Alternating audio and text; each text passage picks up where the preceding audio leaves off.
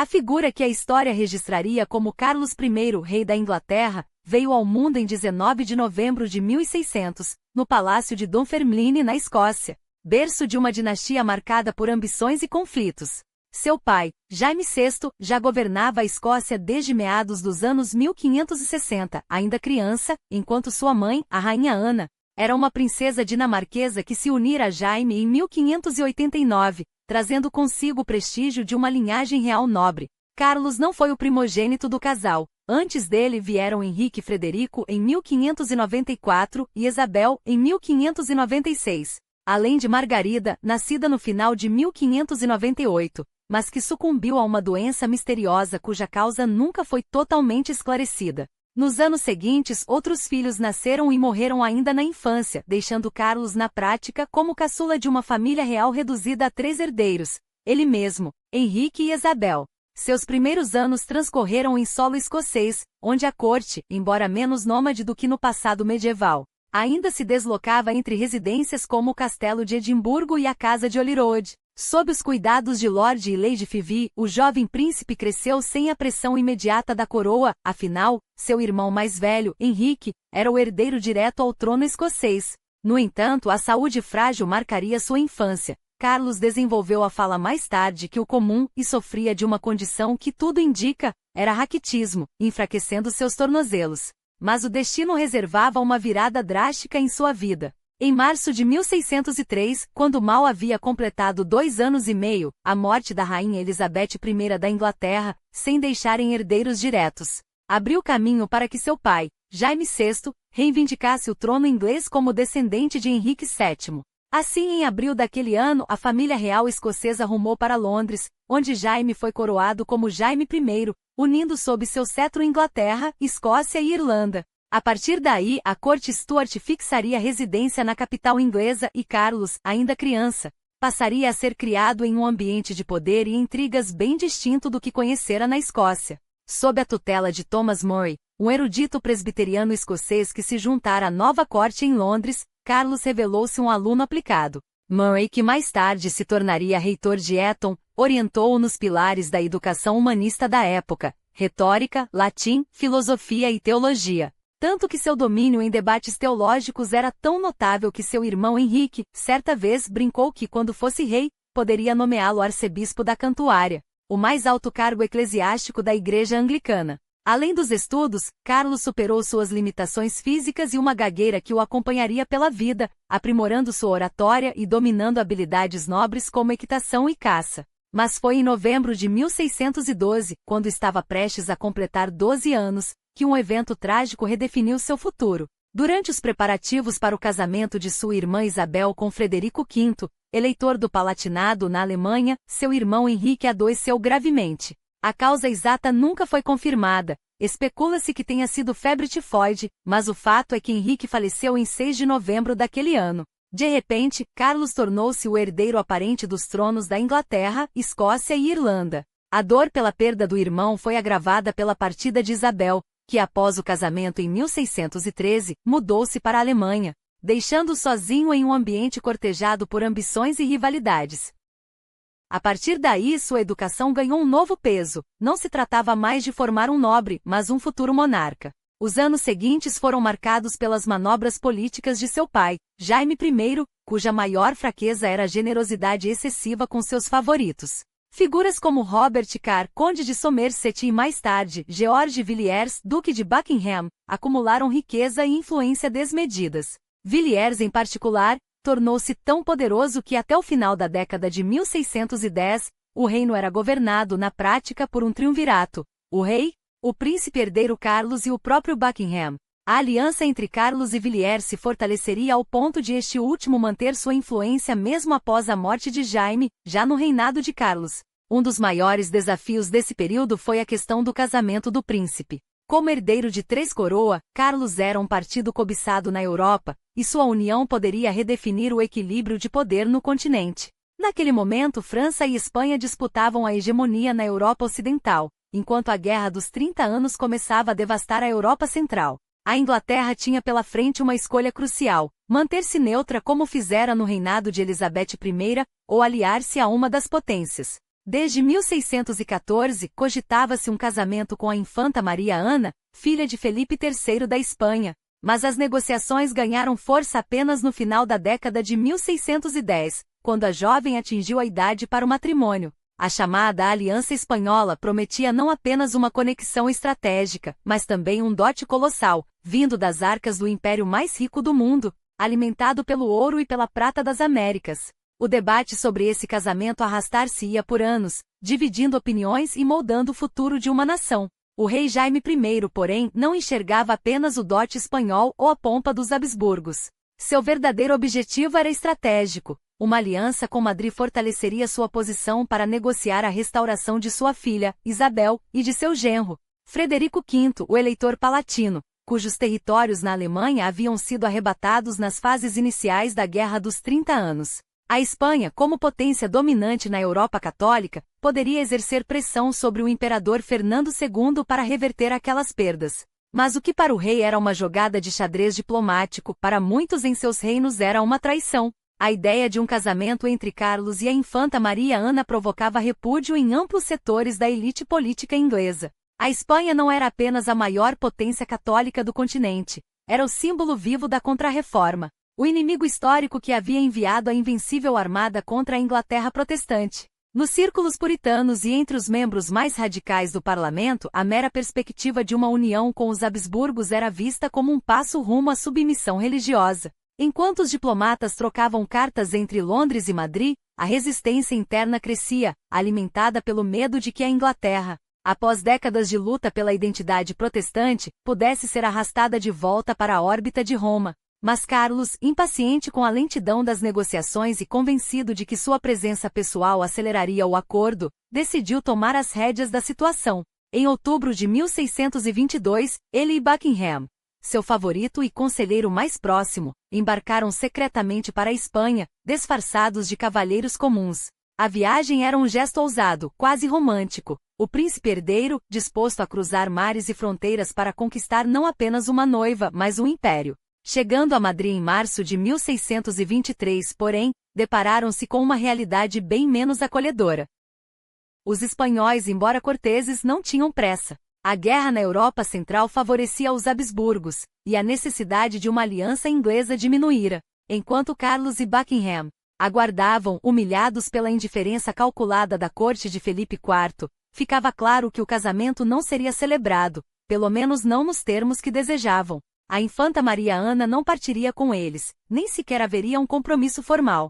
A missão, que deveria coroar anos de negociações, terminara em um fiasco diplomático. No entanto, aquele fracasso revelar-se-ia a longo prazo, uma lição mais valiosa do que qualquer vitória. Em Madrid, Carlos testemunhou de perto o esplendor absoluto de uma monarquia que não precisava negociar com parlamentos nem justificar suas decisões.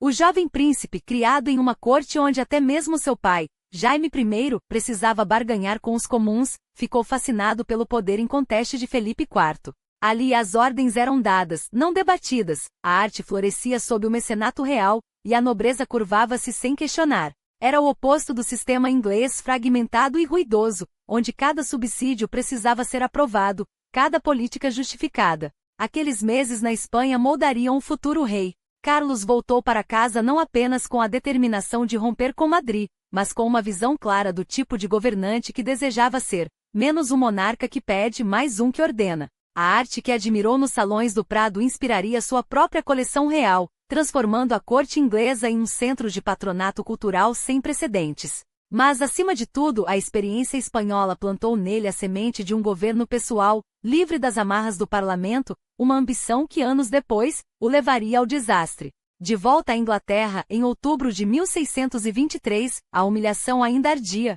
Carlos e Buckingham, agora unidos por um ódio comum à Espanha, juraram vingança. A guerra, decidiram, seria a resposta. Mas para declará-la precisavam do apoio do parlamento, e do dinheiro que só ele poderia fornecer. Felizmente para eles, a opinião pública já fervilhava contra os espanhóis. A memória da invencível armada ainda assombrava a nação, e a notícia do tratamento frio recebido por Carlos em Madrid inflamou os ânimos. Até mesmo os mais moderados viam na Espanha um inimigo a ser confrontado. Havia, porém, um obstáculo. Lionel Cranfield, conde de Middlesex, o Lorde Tesoureiro, um homem que enxergava a guerra como um desperdício de recursos em um momento de crise financeira. Para removê-lo, Carlos e Buckingham orquestraram uma campanha implacável. Acusações de corrupção foram lançadas, processos de impeachment foram iniciados, e até o verão de 1624, Middlesex estava neutralizado. O caminho para a guerra estava livre. Enquanto isso, a saúde de Jaime I deteriorava-se rapidamente. A gota, os cálculos renais e a artrite o mantinham acamado por longos períodos, e seus últimos meses foram uma agonia prolongada. Quando finalmente faleceu, em 27 de março de 1625, seu fim foi quase um alívio, para ele e para um reino que já olhava para o futuro. Carlos, com apenas 24 anos, assumia o trono em um momento de expectativa e tensão.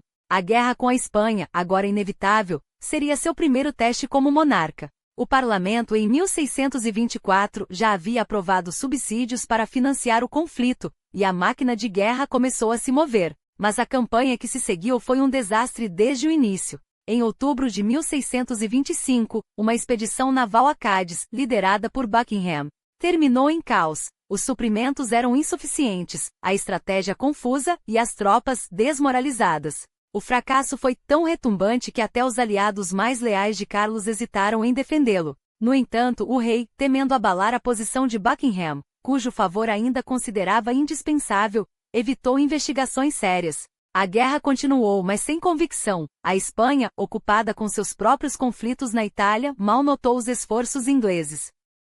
Até 1630, o conflito arrastou-se como uma sombra, consumindo recursos sem produzir resultados. Quando finalmente terminou, nenhum dos lados havia ganho algo além de dívidas e frustração. Mas se a guerra foi um fiasco militar, seu impacto diplomático foi profundo. Ao romper com a Espanha, Carlos abriu as portas para uma aliança que mudaria o curso da história inglesa, a França. Assim que ficou claro que o casamento espanhol estava morto, os olhares viraram-se para Paris. Henriqueta Maria, irmã do poderoso Luís XIII, era a nova candidata, e desta vez as negociações avançaram com velocidade surpreendente. Em 1º de maio de 1625, antes mesmo que Carlos fosse coroado, um casamento por procuração foi celebrado em Notre-Dame. Henriqueta desembarcaria na Inglaterra semanas depois, selando não apenas uma união pessoal, mas uma aliança política que alinharia a Inglaterra ao lado da França contra a hegemonia espanhola. Para Carlos, o casamento foi um sucesso em todos os aspectos exceto um, a religião. Henriqueta, católica devota, trouxe consigo uma corte de sacerdotes e confessores, alimentando os temores dos protestantes mais radicais. Mas, no plano pessoal, o casal desenvolveu um afeto genuíno. 9 filhos nasceriam dessa união, embora apenas 6 sobreviveriam à infância. Entre eles, o futuro Carlos II, Maria que se tornaria mãe de Guilherme de Orange, e Henriqueta Ana, cuja influência se estenderia por décadas. No entanto, se o casamento com Henriqueta Maria fortaleceu a posição de Carlos no cenário europeu, em casa ele plantou as sementes de uma crise.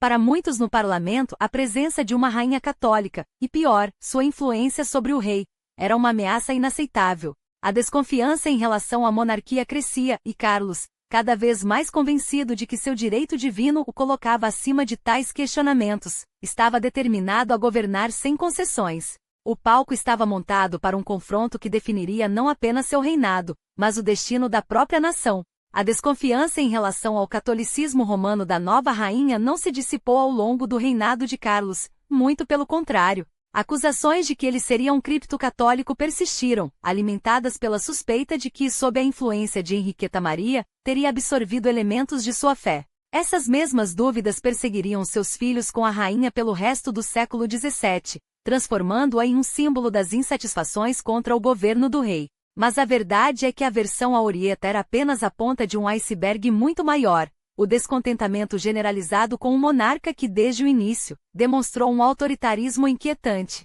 E esse autoritarismo não demorou a se manifestar. Em 1627, Carlos ignorou solenemente o procedimento tradicional de obter financiamento por meio do parlamento, substituindo-o por uma medida arbitrária. Os empréstimos forçados, impostos sob a justificativa do privilégio real paralelamente, recorreu a medidas extremas, como a lei marcial para requisitar suprimentos para a guerra e alojar soldados e marinheiros em cidades da Inglaterra e do país de Gales, tudo sem consulta, sem consentimento. A resistência foi imediata. Tanto dentro do parlamento quanto entre a classe política a indignação crescia.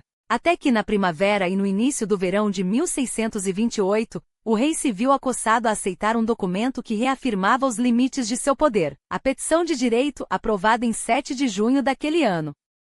Esse texto, hoje considerado um marco ao lado da Magna Carta, poderia ter sido o ponto de partida para uma reconciliação entre a coroa e o parlamento. Mas Carlos não era homem de concessões. Em vez de buscar um entendimento, ele se convenceu de que poderia governar sem o parlamento, e pior, que devia fazê-lo. A morte de Buckingham, seu favorito, em agosto daquele ano, apenas acelerou essa determinação. Assassinado por John Felton, um veterano descontente em Portsmouth, o duque deixou para trás um legado de impopularidade tão profunda que seu algoz foi aclamado como herói em muitas partes da Inglaterra. Para Carlos, porém, a perda foi um golpe pessoal e político. Combado pela humilhação e pela resistência parlamentar, ele decidiu que o modelo a seguir não era o da monarquia constitucional inglesa, mas o absolutismo que admirara na Espanha em 1623. Assim, em março de 1629, o rei dissolveu o parlamento, e por 11 anos a Inglaterra seria governada sem ele. Esse período, conhecido como governo pessoal, foi marcado pela centralização do poder nas mãos de um pequeno círculo de leais, homens dispostos a executar a vontade real sem questionamentos. No campo religioso, nenhum nome foi tão influente quanto William Laud. De simples conselheiro de Buckingham, Laud ascendeu meteoricamente, bispo de Bath e Wells em 1626, de Londres em 1628 e, finalmente, arcebispo da Cantuária em 1633, o posto eclesiástico mais alto do reino.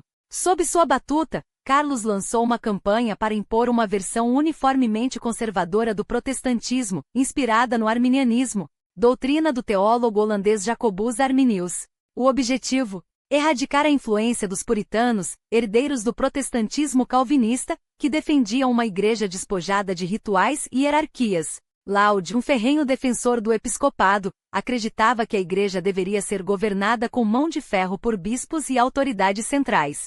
Suas reformas, conhecidas como laudianismo, foram vistas como uma afronta pelos puritanos e, mais tarde, tornaram-se um dos estopins das revoltas que abalaram o reinado. Enquanto isso, no plano secular, Carlos encontrou em Thomas Benvoort seu braço direito, parlamentar que se tornou um dos maiores apoiadores da coroa nos anos 1620, Benvoort foi nomeado presidente do Conselho do Norte e, em 1632, vice-rei da Irlanda. Lá, ele implementou o que ficou conhecido como Torogue, um sistema de governo centralizado, financiado por impostos agressivos, que dispensava a necessidade de negociar com o parlamento. Era o absolutismo em ação, eficiente e implacável e, para muitos, insuportável. Mas quem era, afinal, esse monarca que aspirava a governar sem freios? Carlos I não nasceu para ser rei. Criado como herdeiro reserva sempre à sombra do irmão mais velho, ele carregava as cicatrizes dessa infância. Uma gagueira que nunca superou por completo. Uma natureza reservada, quase desconfiada. Generoso com os seus, devotado à família, ele era, no entanto, dotado de uma veia autoritária que se aguçaria com o tempo. Embora seus inimigos o acusassem de ser um católico disfarçado, Carlos era, na verdade, um protestante convicto, mas de uma vertente alta ritualista, que aos olhos dos puritanos não passava de um catolicismo velado. Seu maior traço, porém, era a falta de escrúpulos. Para ele, os fins justificavam os meios, e essa mentalidade maquiavélica o levou a cercar-se de homens como Benvoort, leais, competentes e dispostos a executar suas ordens sem hesitação. Havia, no entanto, outro lado de Carlos, o de mecenas das artes. Em uma Inglaterra ainda em transição, ele trouxe para a corte o brilho do continente. Contratou Anthony van Dyck, o mestre flamengo que imortalizaria a realeza com seus retratos majestosos, e encomendou a Peter Paul Rubens uma série de painéis que celebrariam seu reinado. Era um rei de contradições. Ao mesmo tempo em que sufocava a liberdade política, patrocinava a beleza que transcendia seu tempo. Mas essa dualidade não seria suficiente para salvar seu legado. As sementes da discórdia já estavam plantadas, e nos anos que viriam, germinariam em uma tempestade que arrastaria a monarquia para o abismo. No teto da Banqueting House, em Whitehall, Carlos I mandou erguida uma obra-prima que desafiaria o tempo, os painéis de Rubens, onde a divindade e o poder real se fundiam em um espetáculo de ouro e alegoria. Mas não se contentou com a glória celeste. No coração de Londres, encomendou a Hubert Lesueur um monumento equestre tão imponente que séculos depois, ainda domina Trafalgar Square, um rei de bronze, eterno em sua pose triunfal, enquanto seu reino desmoronava ao redor. Ironias da história. O metal que sobreviu ao fogo das revoltas, enquanto as pedras de São Paulo, por ele reconstruídas com tanto esmero, virariam cinzas na grande devastação de 1666. O fogo que consumiu a catedral foi quase um presságio. Assim como suas reformas arquitetônicas, seu reinado seria reduzido a ruínas, apesar de toda a pompa. Mas Carlos não era apenas um mecenas de fachada. Sua corte era um farol do renascimento carolíngio, onde Inigo Jones esculpia a grandiosidade em pedra e John Donne tecia versos que ainda hoje ardem com a intensidade de um sermão profano. Sua coleção de mestres, Tiziano, Durer, Rafael, era um tesouro que rivalizava com os dos Médici, e que hoje enche as galerias londrinas como um eco distante de um rei que sonhava com a eternidade através da arte. Porém, enquanto seu palácio brilhava com o ouro dos quadros, suas terras fervilhavam com a discórdia. Na Inglaterra, os puritanos, aqueles protestantes intransigentes, recusavam-se a curvar a cerviz diante dos bispos do rei. Cada tentativa de impor a uniformidade religiosa era um pavio aceso. A perseguição não silenciava, apenas os empurrava para além mares, onde plantariam as sementes de um novo mundo nas colônias americanas. Na Irlanda, as mãos de ferro de Venvord esmagavam os colonos ingleses, que, liderados por Richard Boyle, o astuto Conde de Cork, já tramavam sua própria rebelião contra o jugo de Londres. E então havia a Escócia, o barril de pólvora que ninguém ousara tocar. Lá, a Kirk escocesa, forjada em séculos de autonomia presbiteriana, via com horror a sombra dos bispos ingleses se estender sobre suas congregações. Quando Carlos e Laud ousaram impor um livro de orações padronizado, o manual de devoção que cheirava a heresia para os calvinistas, a resposta foi imediata. Motins nas ruas, sermões inflamados, uma nação inteira jurando resistir. Em 1638, o National Covenant foi assinado com sangue e tinta, um pacto sagrado contra a tirania espiritual. O rei, cego pela arrogância, não viu a tempestade que se avizinhava. Em 1639, a primeira guerra dos bispos explodiu, e com ela, a ilusão de que um monarca poderia dobrar um povo à força. O plano era simples. Venvord levantaria um exército na Irlanda, enquanto as tropas inglesas marchariam para o norte. Mas a Irlanda traiu as expectativas, e a campanha desmoronou antes mesmo de começar. Carlos, enredado em sua própria teia, viu-se sem fundos, sem exército e pela primeira vez em uma década, obrigado a joelhos. Teria que convocar o parlamento. Aqueles homens que havia ignorado por anos, liderados pelo implacável John Pym, não se contentariam com migalhas. Exigiram reformas. Exigiram voz. E quando Carlos, furioso, dissolveu a Assembleia após poucas semanas, um espasmo de orgulho que a história chamaria de parlamento curto, selou seu próprio destino. O inverno de 1640 trouxe notícias piores. Os escoceses, agora unidos e armados, cruzaram a fronteira. Newcastle, o coração do carvão inglês, caiu em suas mãos. Londres, à beira do congelamento, dependia daquele combustível para sobreviver. O rei, humilhado, não teve escolha. Em novembro, o parlamento voltou desta vez para ficar. O longo parlamento nasceu não como um aliado, mas como um tribunal. E assim como Luís XVI, anos depois, descobriria que convocar os representantes do povo era como abrir as portas de um vulcão, Carlos I logo perceberia que suas concessões chegavam tarde demais. As demandas não eram mais por dinheiro, mas por sangue, o dele. A oposição que o cercava era um hidra. Havia os que queriam apenas limitar seu poder, outros, destruí-lo. Havia puritanos que sonhavam com uma igreja purificada, nobres que temiam pela própria terra, e uma multidão que, após 11 anos de silêncio forçado, agora rugia por justiça. Carlos, porém, não era homem de ceder. Enquanto a França de 1789 veria seu rei vacilar até a guilhotina, o rei inglês escolheu a espada, reuniu seus leais, fortaleceu suas defesas, e com um gesto que ecoaria pelos séculos, declarou guerra não aos escoceses, não aos rebeldes, mas ao próprio parlamento. A Inglaterra estava prestes a se afogar em seu próprio sangue. Não bastava ao parlamento reformar leis ou ajustar impostos, eles viam na crise de 1640 a chance de desmontar, peça por peça, o edifício de poder que Carlos I havia erguido com mãos de ferro. Os mercadores de Londres, sufocados por décadas de arbitrariedades, clamavam por justiça, tinham sido forçados a financiar a colonização da Ulster sob Jaime I, apenas para ver suas terras confiscadas pela coroa na década de 1630, um saque que em valores atuais equivaleria a centenas de milhões de libras. Mas era nos puritanos que a oposição encontrava sua alma mais combativa. Esses protestantes intransigentes, herdeiros do fogo calvinista, não pediam reformulas, exigiam o direito de adorar a Deus sem a sombra da tirania episcopal, e estavam dispostos a estrangular o rei financeiramente até que ele cedesse. A audácia desse desafio ficou clara nos primeiros dias do longo parlamento. Enquanto Carlos ainda tentava se reerguer, seus inimigos já moviam o tabuleiro, imputaram traição a Thomas Benvort, o conde de Strafford, arrastaram-no para a Torre de Londres e o jogaram aos lobos de um julgamento político. O rei, reduzido à impotência, assistiu à queda de seu mais leal servo como um espectador. Quando a sentença chegou, em maio de 1641, Carlos hesitou, mas a ameaça de que sua própria família seria o próximo alvo quebrou sua resistência. Assinou o mandato de execução. 2 dias depois, a lâmina caiu, mas o parlamento não se contentaria com uma cabeça. Nos meses seguintes forjaram a Grande Remonstrância, um manifesto de centenas de acusações contra o governo de Carlos, uma lista de exigências que soava como um ultimato. Ou o rei se curvava ou a nação se partiria ao meio. A resposta foi o silêncio armado. E então, o abismo.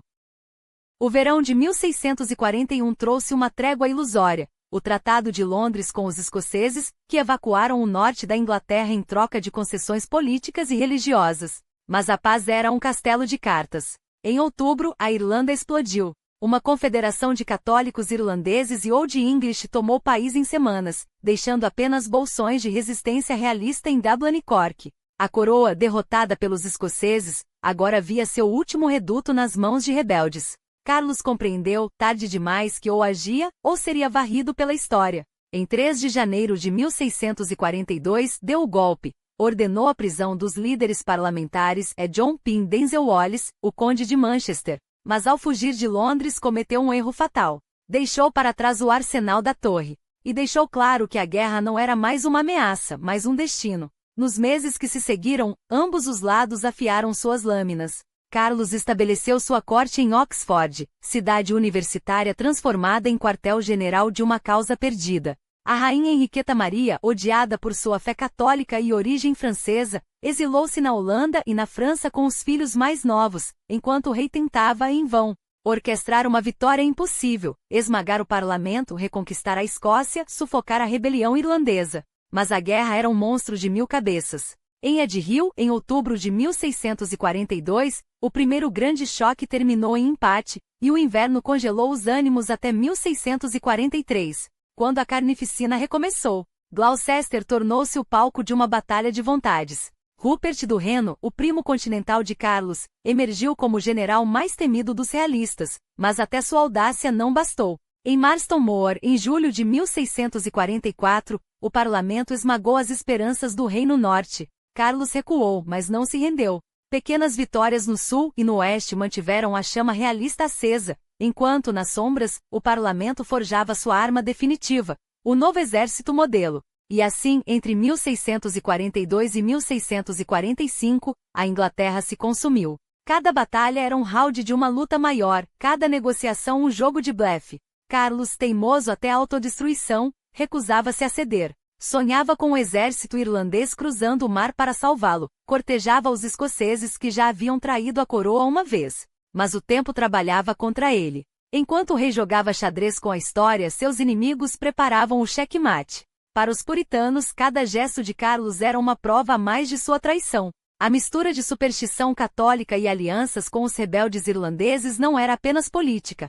Era uma afronta à própria alma da Inglaterra. Quando as notícias de suas negociações secretas com os católicos da Irlanda vazaram, confirmaram o que muitos já suspeitavam.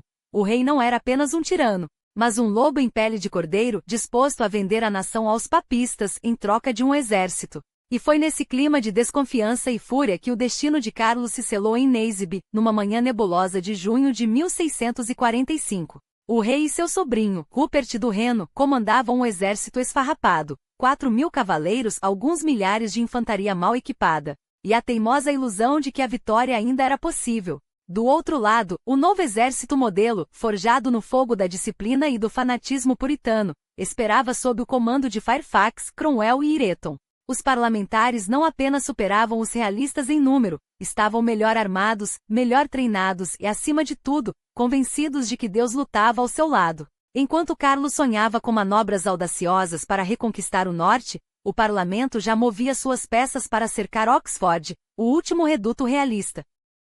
O combate começou entre a névoa, como se a própria terra relutasse em testemunhar o desfecho. Por horas, os dois lados se chocaram em um turbilhão de aço e pólvora. Mas quando a poeira baixou, o campo pertencia aos vencedores. 1000 realistas jaziam mortos, milhares mais capturados ou dispersos na debandada caótica que se seguiu. Na pressa da retirada, até a bagagem pessoal do rei foi abandonada, e com ela, documentos que se transformariam em dinamite política. Cartas comprovando suas tratativas com os irlandeses, promessas de tolerância ao catolicismo, planos para importar tropas estrangeiras, tudo caiu nas mãos do parlamento. Em semanas, Londres ardia em indignação. Não eram mais boatos, era prova irrefutável de que o rei conspirava contra seu próprio povo. Naseby não foi apenas uma derrota, foi o golpe de misericórdia. 4 dias depois, Leicester se rendeu a Fairfax. Em seguida, o novo exército modelo marchou para o oeste, arrasando as últimas fortalezas realistas. Chester, o porto estratégico, caiu em fevereiro de 1646. Os escoceses, sempre pragmáticos, viraram as costas a Carlos e selaram um acordo com o parlamento para encerrar a guerra de vez. O rei, agora um homem acossado, tentou uma última cartada: fugir para o continente e talvez buscar apoio na França ou, quem sabe, negociar com os escoceses em troca de concessões humilhantes. Mas o destino tinha outros planos. Disfarçado, deixou Oxford em 27 de abril de 1646, apenas para ser interceptado por tropas escocesas sob o comando de David Leslie em Newark. O cerco a Oxford se encerrou em junho, com a rendição dos últimos realistas. A guerra estava terminada.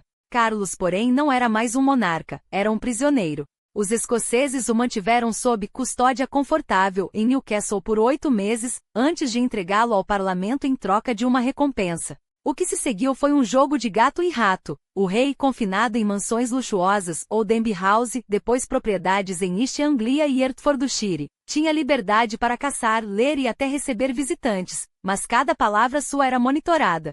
Podia escolher os livros, mas não os interlocutores. Os parlamentares filtravam suas cartas, bloqueando qualquer contato com simpáticos à causa realista. Até os capelães que lhe eram impostos eram puritanos ou presbiterianos, uma afronta calculada ao seu anglicanismo. A mensagem era clara: o rei ainda respirava, mas seu poder era uma sombra. Enquanto isso, as negociações se arrastavam. Carlos, sempre o mestre da dissimulação, oferecia concessões, prometia abandonar a hierarquia episcopal, aceitar limites ao seu poder, até ceder controle sobre o exército. Mas ninguém acreditava nele. Todos sabiam, eram promessas para ganhar tempo, manobras de um homem que nunca abandonaria a crença de que sua autoridade vinha de Deus, não de homens. O parlamento, por sua vez, exigia garantias, controle sobre sua própria dissolução, poder para nomear oficiais, uma reforma religiosa irreversível. As Heads of the Proposals, como ficaram conhecidas, eram brandas para um rei derrotado, mas Carlos, cego pelo orgulho, recusou-se a assiná-las sem ressalvas. Cada hesitação cavava mais fundo a desconfiança, cada recusa, a rachadura entre seus inimigos. E eram essas rachaduras que ele observava com atenção. Enquanto os parlamentares discutiam, uns preocupados com dinheiro, outros com a pureza da fé, o novo exército modelo fermentava em descontentamento. Soldados sem pagamento, oficiais radicalizados, vozes como as de Thomas Harrison e do capitão Bishop que pela primeira vez, ousavam sussurrar a palavra julgamento. Quando Carlos soube que alguns já falavam em executá-lo, entendeu, ou agia agora ou nunca mais. O outono de 1647 era sua última chance. Se conseguisse escapar, poderia reacender a guerra. Se falhasse, bem, melhor morrer lutando do que como um fantoche nas mãos de homens que o chamavam de traidor.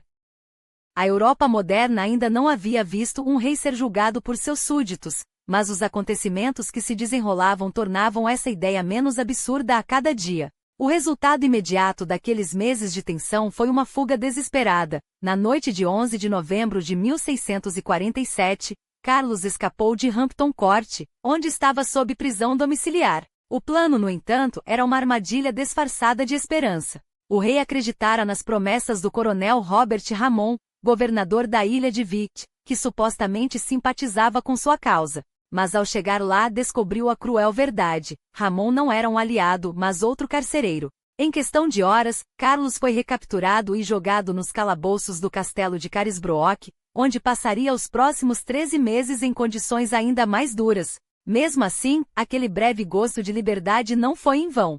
As engrenagens que o rei havia posto em movimento antes da fuga começaram a girar. No inverno de 1647, revoltas explodiram em Gales e Kent, enquanto os escoceses, comprados com promessas hábeis de Carlos, invadiram o norte da Inglaterra. A Segunda Guerra Civil Inglesa havia começado, um conflito curto, mas sangrento. Fairfax e Cromwell, porém, não eram homens que se deixavam surpreender. Com a nova modelo do exército, esmagaram os escoceses em Preston em agosto de 1648, e em semanas, as últimas resistências royalistas caíram. O resultado?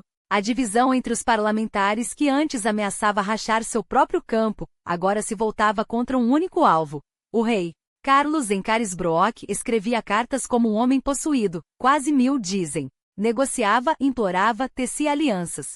E entre as linhas de estratégia talvez tenha encontrado um breve consolo nos olhos de Jane Orwood, filha de um funcionário dos estábulos reais. Se foi amor, amizade ou simples solidão, ninguém jamais soube ao certo.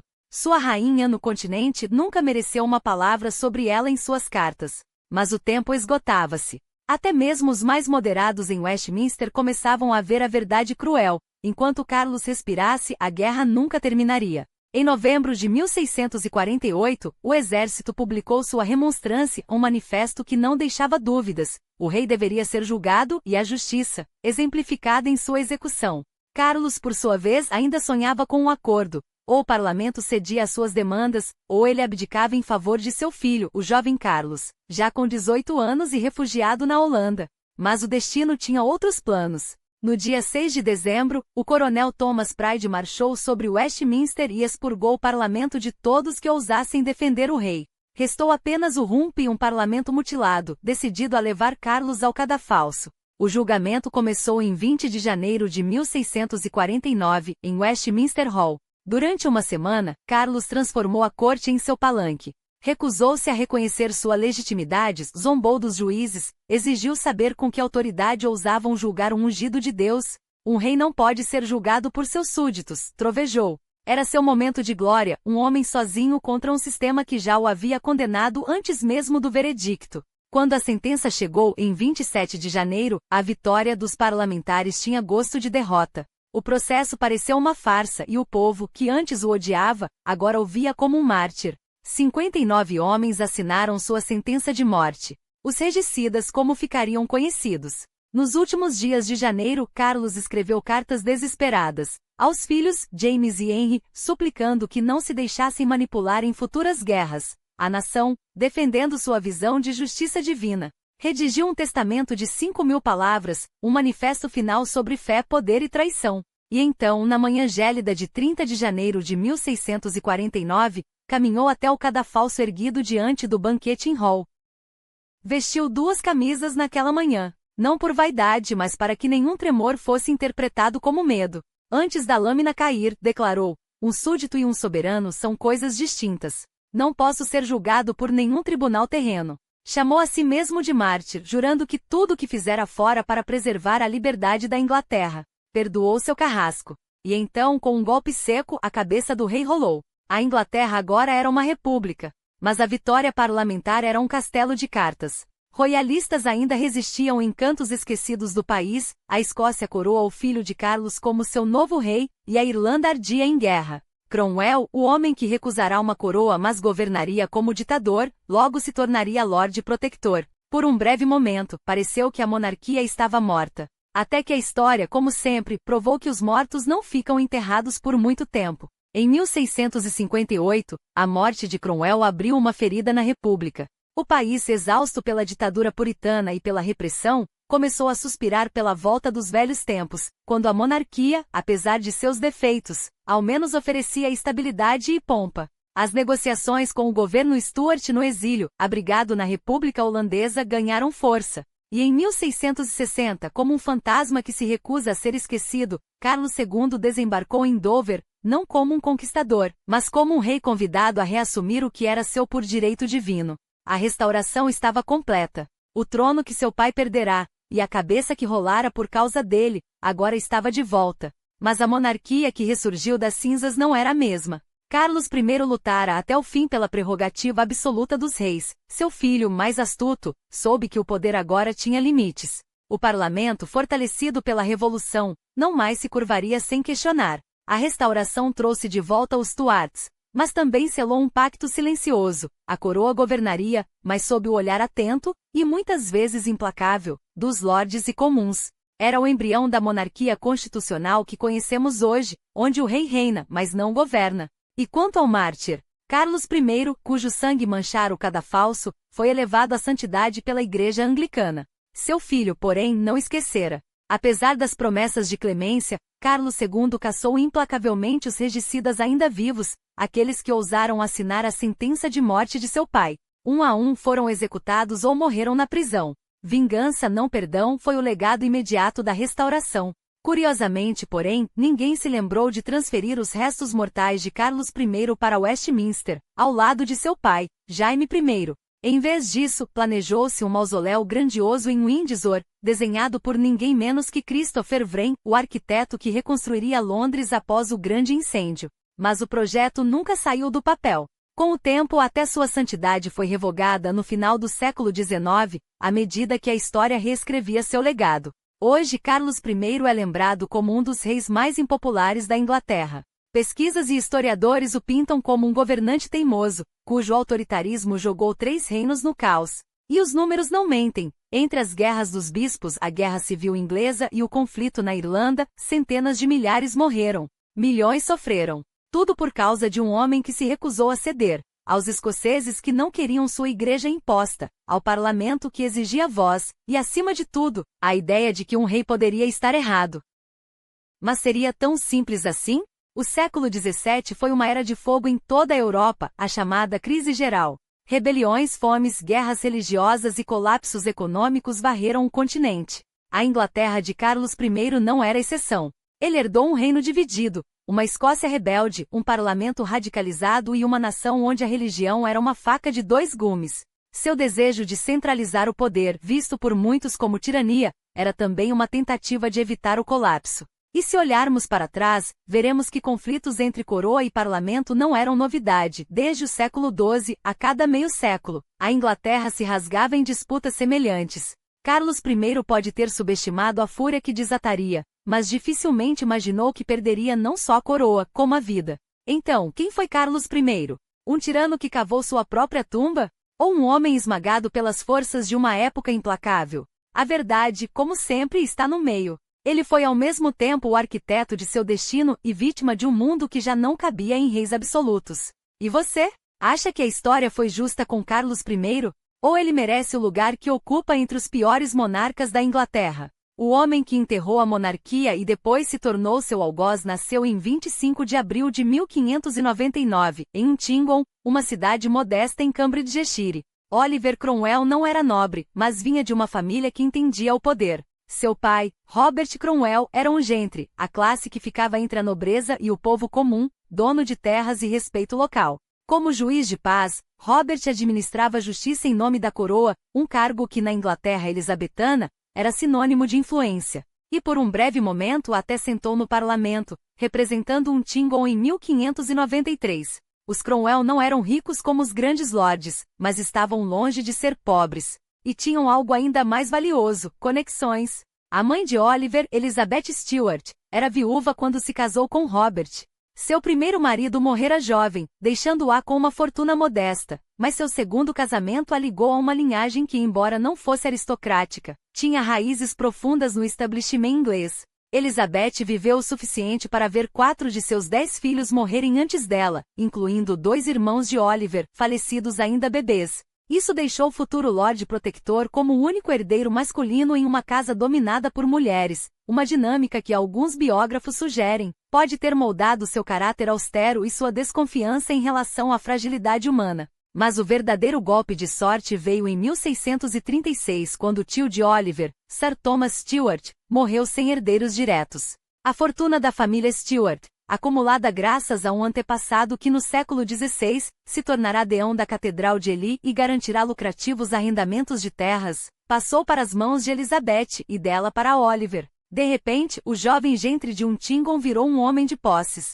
Não era um lorde, mas tinha terra, renda e, mais importante, independência. A família Cromwell também carregava um nome que, para alguns, soava como destino. Oliver era descendente distante de Thomas Cromwell, o gênio político que servirá a Henrique VIII nas décadas de 1530 e 1540. Esse Cromwell, não parente direto, mas ligado pela linhagem dos Williams e A.P. Williams, fora o arquiteto da ruptura com Roma. Foi ele quem orquestrou o divórcio de Henrique VIII, a dissolução dos mosteiros e a transferência maciça de terras da Igreja para a coroa, e, consequentemente, para seus aliados. Thomas Cromwell enriqueceu sua família com propriedades confiscadas, mas seu próprio fim foi trágico. Caiu em desgraça e foi executado em 1540. Ainda assim, seu legado perdurava, e um século depois, outro Cromwell estaria no centro de outra revolução que abalaria a Inglaterra até as fundações. A execução de Thomas Cromwell em 1540, sob acusações fabricadas de traição, não apagou seu impacto sobre a história, e meio século depois, sua sombra ainda moldava o destino de seu ilustre descendente. Os Cromwell haviam ascendido economicamente graças às terras confiscadas nos anos 1530, mas o estigma de sua ligação com o antigo ministro desgraçado persistia. Tão forte era essa marca que nos primeiros anos de Oliver, a família abandonou o sobrenome Cromwell, adotando Williams como disfarce. Uma ironia cruel, o homem que ajudara a desmantelar o poder da Igreja agora via seus herdeiros envergonhados por seu legado. O contexto em que Oliver Cromwell cresceu no início do século XVII era um caldeirão de tensões religiosas e políticas. Embora a reforma protestante, impulsionada por Henrique VIII e consolidada durante o longo reinado de Elizabeth I, de 1558 a 1603, tivesse arraigado o protestantismo na Inglaterra, uma minoria católica significativa resistia, e pior, radicalizava-se. O Contra-Reforma liderada por Roma transformará esses fiéis em uma ameaça percebida, culminando no atentado mais ousado da história inglesa, a Conspiração da Pólvora, em 5 de novembro de 1605. Um grupo de católicos fanáticos planejava explodir o parlamento durante a sessão de abertura, exterminando o rei Jaime I e a elite protestante de uma só vez. O fracasso do complô apenas intensificou o clima de paranoia. Jaime I, o primeiro monarca da dinastia Stuart, herdara um trono protestante, mas sua moderação religiosa, e pior, a suspeita de que seu filho, Carlos, nutria simpatias católicas, alimentavam desconfianças. Enquanto isso, nas províncias, os puritanos ganhavam força. Radicais inspirados pelas teocracias calvinistas de Genebra, eles rejeitavam qualquer resquício de catolicismo na Igreja Anglicana, os ornamentos das igrejas, as vestes dos clérigos, os rituais que consideravam supersticiosos. Para eles, a reforma não fora longe o suficiente.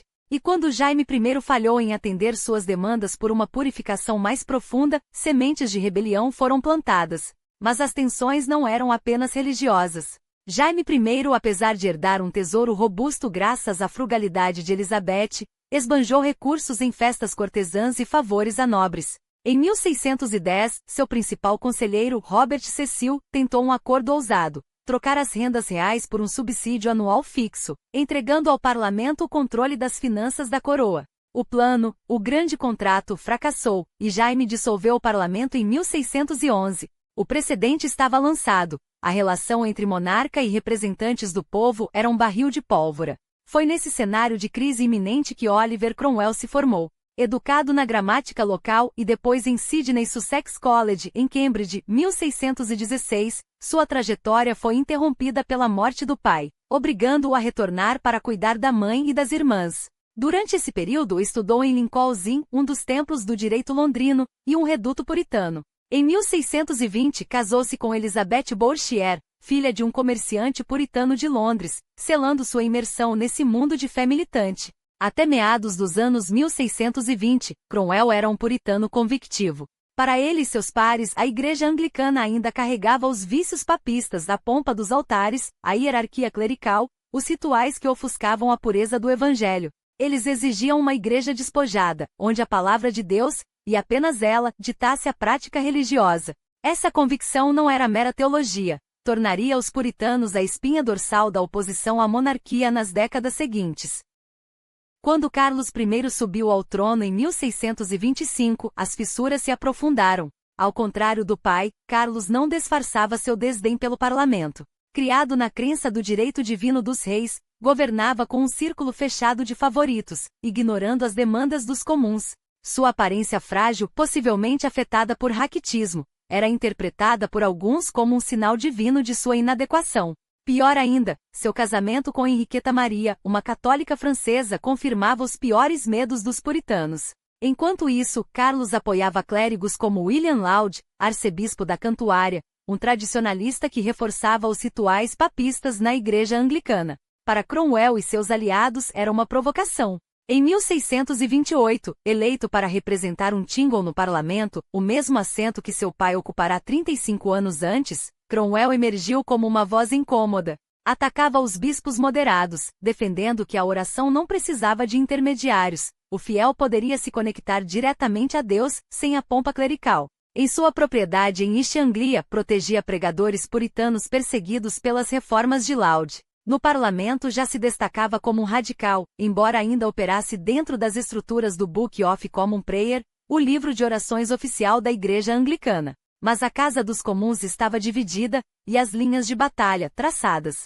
A tempestade que se aproximava não seria apenas política. Seria uma guerra pela alma da Inglaterra. Mas quando Carlos I dissolveu o parlamento em 1629, impôs um silêncio forçado sobre aqueles que, como Cromwell, ansiavam por reformas. 11 anos se passaram sem que o rei convocasse uma nova sessão, um período conhecido como governo pessoal, no qual a Inglaterra sufocou sob o peso de um poder real cada vez mais arbitrário. As injustiças se acumulavam, as queixas se multiplicavam e a nação, privada de sua voz institucional, viu crescer um ressentimento que não poderia mais ser contido. Era uma bomba relógio. A cada decreto real, a cada imposto arbitrário, a cada bispo nomeado por Laud para reforçar o controle sobre a igreja, a paciência do povo se esgotava. E Cromwell, embora momentaneamente afastado dos corredores do poder, não permaneceria inativo. Os anos 1630 foram de provação.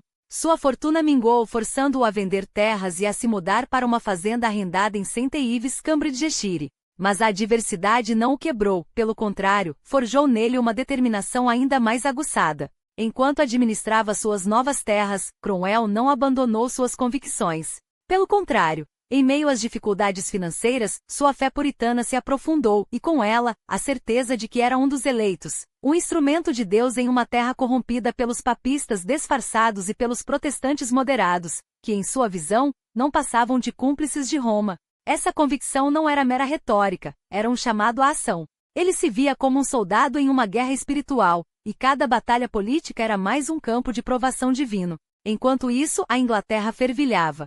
Carlos I, convencido de seu direito divino, governava sem freios, impondo taxas sem consentimento parlamentar e fortalecendo um clero que, para os puritanos, era pouco mais que um braço da tirania. Mas o rei não contava com a resistência que brotava nas sombras. Cromwell, embora ainda não fosse uma figura central, tecia alianças silenciosas com nobres descontentes, homens como os condes de Essex e Warwick, que enxergavam no absolutismo de Carlos e em seu criptocatolicismo uma ameaça à verdadeira fé reformada. Esses laços se revelariam cruciais nos anos seguintes.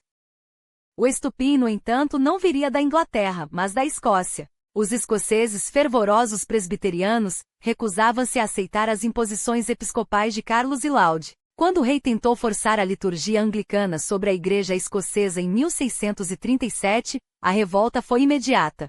As guerras dos bispos irromperam primeiro em 1639, depois em 1640, e com elas a humilhação de um monarca que pela primeira vez, viu-se obrigado a ceder. Sem fundos para sustentar seu exército, Carlos não teve escolha. Em abril de 1640, convocou o parlamento pela primeira vez em mais de uma década.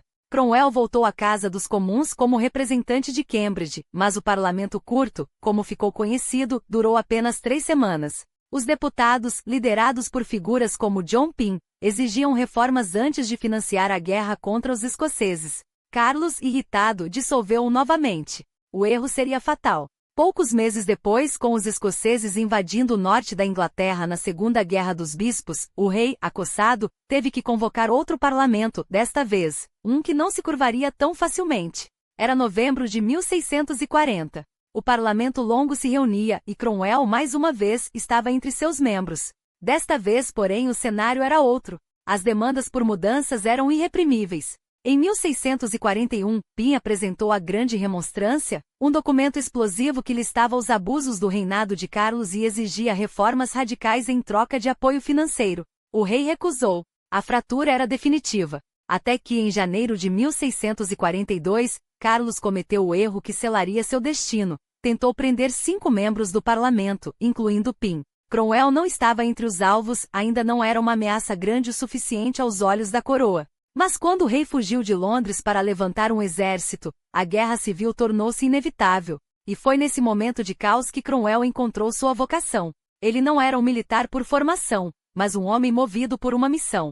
Em 10 de janeiro de 1642, com a permissão da Câmara dos Comuns, organizou uma força para defender Cambridgeshire. Montou a cavalo até as universidades de Cambridge, impedindo que os colégios fundissem suas pratas para fabricar balas para o exército real. E quando a guerra estourou em agosto daquele ano, recrutou um esquadrão de cavaleiros em sua Huntington natal. A Batalha de Ed Hill, em 23 de outubro de 1642, seria o primeiro grande teste. Carlos, à frente de suas tropas, marchava sobre Londres, determinado a esmagar a resistência parlamentarista de uma vez. O conde de Essex, comandando as forças do parlamento, interceptou perto de Banbury.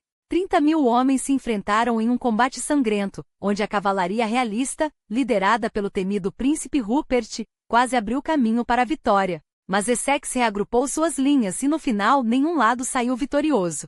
Londres permaneceu fora do alcance do rei, e a guerra, longe do fim. Para Cromwell, porém, Ed Hill foi um aprendizado. Ele observou de perto as falhas do exército parlamentarista, a falta de disciplina, a hesitação dos comandantes, a superioridade tática dos realistas. E enquanto a nação se dividia entre lealdades, uma verdade se cristalizava em sua mente: se Deus o havia escolhido para essa luta, ele não poderia falhar. A próxima batalha não seria apenas por terras ou coroas, seria pela própria vontade de Deus na terra. E Cromwell estava disposto a derramar sangue para vê-la cumprida.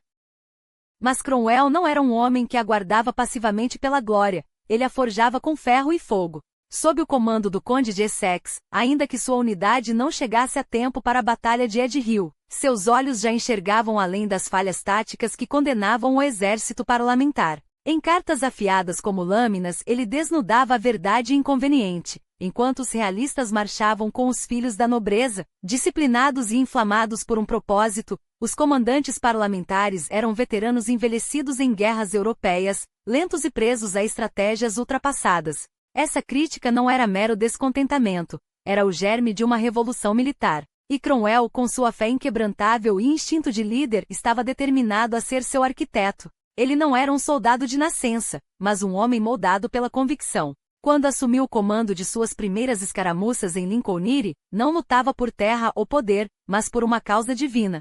Em seu primeiro confronto, perseguiu os inimigos em fuga por várias milhas, executando-os sem piedade não por crueldade, mas porque via na espada a extensão da justiça de Deus. Quando em outra batalha, um de seus homens abateu um comandante realista já ferido, Cromwell não condenou o ato, pelo contrário, justificou-o com a frialdade de um profeta. Ferido sob as costelas, escreveu, ecoando as Escrituras, onde os inimigos do Senhor não mereciam clemência. Para ele, a guerra não era um jogo de nobres, mas um julgamento sagrado, e os vereditos eram escritos em sangue. Sua genialidade militar foi reconhecida em 1643, quando ascendeu a coronel na Associação Oriental. Ali forjou não apenas um regimento de cavalaria, mas um exército dentro do exército. Homens selecionados não por linhagem ou riqueza, mas por lealdade, disciplina e fé. Pagava-os pontualmente e armava-os com o melhor que o dinheiro podia comprar e, em troca, exigia obediência absoluta. Juras eram punidas com chicotes, desertores com a vergasta pública, ébrios com o tronco. Os realistas zombavam, chamando-os de cabeças redondas, uma referência aos aprendizes londrinos que raspavam os cabelos em sinal de apoio à causa parlamentar. Cromwell não tolerava o termo em suas fileiras. Para ele, aqueles homens não eram piada, eram a mão de Deus na terra, e qualquer desrespeito a eles era uma blasfêmia. O resultado? uma máquina de guerra sem igual. Enquanto a cavalaria realista se desintegrava após cada carga, a de Cromwell se reformava em segundos, pronta para golpear novamente. Era uma disciplina que assustava e que vencia. Durante todo o ano de 1643, ele defendeu o leste da Inglaterra com uma ferocidade que beirava o sobrenatural, mas sua fé não se contentava com a defesa. Em 28 de julho, quando os realistas de Yorkshire avançaram sobre Gainsborough, Cromwell contra-atacou com uma precisão cirúrgica, reformando suas linhas no momento crítico e esmagando o inimigo. Ao lado de Fairfax, não apenas repeliu os ataques como avançou para o oeste, sitiaram Newark e transformaram a região em um bastião parlamentar. Mas sua ambição, ou melhor, sua missão, ia além. Como deputado, usou o piso da Câmara dos Comuns como tribuna para denunciar a inépcia dos comandantes aristocráticos. Alguns o acusavam de usar o cargo para eliminar rivais, ele respondia com resultados. Quando a Associação Oriental provou seu valor, Cromwell e Fairfax convenceram o parlamento a investir em algo revolucionário, um novo exército modelo, uma força não atrelada a lealdades regionais ou à hesitação da nobreza, mas sim a um propósito único, a vitória, a qualquer custo. Sob o comando do Conde de Manchester, esse exército nasceu na primavera de 1644. E Cromwell, agora tenente-general e braço direito de Manchester, marchou para o norte, onde o destino da nação seria decidido. Em Yorkshire, uniram-se aos escoceses Covenanters, aliados relutantes mas necessários, formando um exército combinado de 24.000 homens. Do outro lado, o príncipe Rupert, comandante realista, liderava 17.000 soldados em uma jogada ousada para libertar York. O palco estava armado para Marston Moor, a maior batalha da guerra, onde o céu próprio parece ter escolhido o lado. Na tarde de 2 de julho de 1644, as tropas se enfrentaram em um campo selvagem. Os realistas, confiantes na superioridade numérica, relaxaram ao anoitecer, quebrando formação para jantar. Mas Cromwell não lutava pelo sol ou pelas regras da guerra convencional. Às 19h30, quando o trovão rasgou o céu, os parlamentaristas e escoceses lançaram um ataque surpresa. No caos da tempestade, com a luz do crepúsculo se misturando à fumaça dos canhões, Cromwell liderou a carga na ala esquerda. Mesmo ferido no pescoço por uma bala de pistola, recuou apenas o tempo necessário para estancar o sangue antes de voltar ao combate. Rupert, que o apelidara de Lado de Ferro em reconhecimento à sua implacabilidade, tentou conter o avanço com sua melhor cavalaria. Mas Cromwell não cedeu.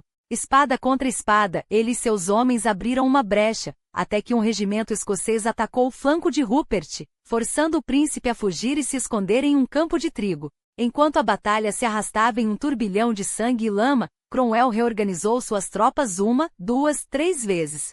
Primeiro, esmagou a cavalaria realista que tentava escapar. Depois avançou sobre a infantaria inimiga, já cercada pela infantaria escocesa. Em 2 horas de combate frenético, os realistas perderam 4.000 homens, 1.500 deles capturados, enquanto os parlamentaristas contabilizaram apenas 300 baixas. Marston Moor não foi apenas uma vitória, foi um abalo sísmico. O norte da Inglaterra caiu nas mãos do parlamento, e Cromwell emergiu não mais como um coronel promissor, mas como o general que Deus havia escolhido para reescrever a história. E ele estava apenas começando. A vitória em Marston Moor havia sido apenas o prenúncio do que viria. Cromwell não era mais um mero comandante militar, era uma força da natureza, um homem cuja ascensão ao poder, tanto nas fileiras do exército quanto nos corredores do parlamento, parecia tão inevitável quanto a maré que engole a praia. Mas o caminho não seria pavimentado com rosas. Após a batalha, sua impaciência estratégica colidiu frontalmente com a cautela de Fairfax, que em vez de perseguir os realistas em retirada, optou por recuar para o leste. Para Cromwell, era uma oportunidade desperdiçada, um erro que poderia custar a guerra. A tensão entre os dois homens, embora momentaneamente abafada após a Segunda Batalha de Nevury em outubro de 1644, era um vulcão prestes a entrar em erupção. O que se seguiu não foi apenas uma rivalidade por comando, foi uma batalha de visões. Enquanto Fairfax, o nobre disciplinado, ainda acreditava na guerra como um jogo de xadrez, Cromwell a via como uma cruzada divina, onde a hesitação era pecado e a vitória, um mandato celestial. Quando Manchester, outro lorde parlamentarista, vacilou em Nevury, retendo Cromwell de perseguir o rei em fuga, a fúria do futuro lorde protetor foi além do campo de batalha. Para ele, Manchester não queria vencer. Queria um acordo, um retorno ao status quo que mantivesse os privilégios da aristocracia intactos. Essa traição de propósito, a ideia de que alguns preferiam uma paz vergonhosa a uma vitória justa, tornou-se o estupim de sua campanha contra os comandantes letárgicos, como ele os chamava. A guerra de palavras que se seguiu foi tão feroz quanto qualquer batalha. Cromwell atacou Manchester na Câmara dos Comuns, Manchester revidou na Câmara dos Lords. Chegou-se a cogitar seu impeachment por comportamento provocativo, uma acusação que, ironicamente, se tornaria um padrão em sua carreira. Mas Cromwell não recuava. Em dezembro de 1644, ele propôs algo revolucionário, a Self-Dealing Ordinance, um golpe de mestre que forçaria os lords a escolher entre seus títulos militares ou seus assentos no parlamento. A medida, aprovada em abril de 1645, varreu do tabuleiro homens como Manchester e Essex, deixando o campo livre para Cromwell e Fairfax. O parlamento, sem alternativa, os consagrou como os novos líderes do esforço de guerra. Mas Cromwell não se contentaria com meia vitória. Enquanto os exércitos da época ainda dependiam de milícias locais, homens relutantes em lutar longe de suas terras, ele viu a necessidade de algo maior, um exército profissional, unificado, livre das amarras geográficas e das divisões políticas.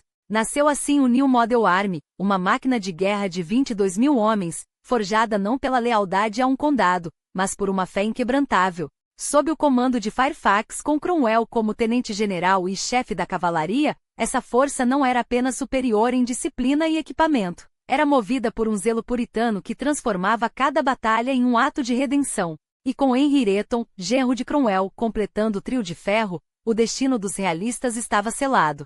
O verão de 1645 seria o juízo final. Quando o parlamento ordenou que Fairfax abandonasse o cerco a Oxford para enfrentar Carlos I, que após tomar Leicester, marchava confiante com 9 mil homens. O palco estava montado para Naseby. Na manhã de 14 de junho, a névoa espessa escondia os exércitos um do outro, como se a própria natureza hesitasse em testemunhar o que viria. Mas quando a batalha irrompeu, Cromwell não hesitou. À direita do dispositivo parlamentarista, sua cavalaria esmagou o ataque tardio dos realistas. Curvou-se como uma foice mortal e caiu sobre as costas da infantaria inimiga, já engajada no centro. Enquanto isso, no flanco oposto, a cavalaria de Rupert, após dispersar as tropas de Fairfax, encontrou-se isolada, presa junto aos bagagens reais, um erro tático que a retirou da luta. Carlos I, assistindo ao massacre de suas tropas, recusou-se a liderar uma carga desesperada. Quando Rupert voltou, foi tarde demais. As linhas parlamentaristas reformadas avançavam implacáveis.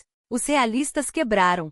1.000 mortos, 4.500 prisioneiros contra apenas 400 baixas do New Model Army. A vitória foi tão esmagadora que quando os parlamentaristas tomaram o trem de bagagens realista, a fúria descontrolada resultou em um dos episódios mais sombrios da guerra. Cerca de 100 mulheres, algumas diziam ser irlandesas católicas, outras, prostitutas armadas, foram massacradas.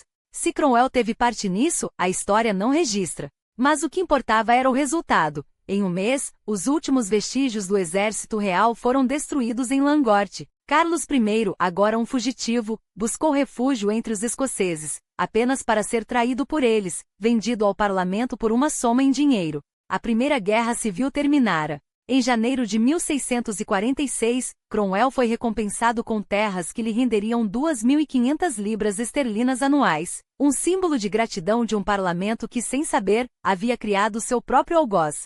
Mas ele não se deteria ali. Com a renovação do New Model Army por mais 6 meses, seu olhar voltou-se para Oxford, a capital realista que ainda resistia. A queda da cidade não seria apenas uma questão de estratégia, seria o cumprimento de um desígnio divino. E Cromwell, mais do que ninguém, sabia que Deus não tolerava meias medidas. Com Oxford finalmente subjugada e a universidade agora sob o domínio parlamentar, Cromwell não perdeu tempo. Assumiu o cargo de chanceler, transformando a instituição em mais um bastião de sua influência. Os postos-chave foram preenchidos por aliados leais, enquanto os soldados que haviam lutado ao seu lado, aqueles que, segundo ele, serviram não apenas a um governo, mas a Deus, aguardavam a recompensa prometida. Mas o parlamento, agora assombrado pelo espectro de um exército vitorioso e pelas facções radicais que nele fermentavam, hesitou. Em vez de honrar os que lhe garantiram a vitória, optou pela traição disfarçada de pragmatismo, a dissolução do New Model Army. Era março de 1647 e Cromwell, nomeado comissário parlamentar, viu-se diante de um dilema impossível. Enquanto tentava mediar um acordo entre o exército e o parlamento, este último, em um gesto de desconfiança patética, contratou soldados escoceses para proteção, como se precisasse se defender daqueles que o haviam salvado. A gota d'água veio em 4 de junho, quando Cromwell abandonou Londres e declarou, sem meias palavras, sua lealdade ao exército. Não era uma escolha, era uma questão de sobrevivência. O rei, ainda que prisioneiro, seguia negociando com o parlamento, tecendo promessas que nunca cumpriria. Cromwell, por sua vez, posicionou-se como a voz da moderação, não por fraqueza, mas por estratégia.